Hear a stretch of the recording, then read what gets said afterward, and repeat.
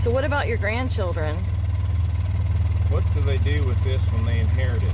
We got the 4-year-old, 6-year-old, and the 10-year-old, and basically the reason you farm is for closeness of the family, you know, and love of the land. And so when we're all gone, what do they do with this mess? How do they sell a farm that has an easement across it? Number one, that is a liability and a responsibility day one. You don't just tromp across some guy's property unless you want to buy the property. And we're not being unreasonable. I sincerely do not know what you're going to do with that rock quarry right there. I promise you, we farmed right across there. And never dealt with rock on this farm. So, but even if it was an HEL farm, highly erodible, which most of the land on farm is, you still got a headache. How would you dig deep enough, and where would you bury that much rock? Because the deeper you go, the more rock quarry effects you're going to get into. So what do you do with that rock? How much compaction do you come in? Absolutely, there's no consideration of the soil damage. This is compaction in the first degree right here. And it'll be years before you can turn this back into productivity.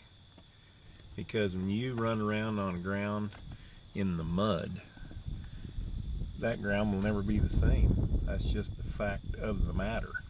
This has all been discussed before in the hearings about what are you doing to my soil, you know, and are you going in when it's wet, you know.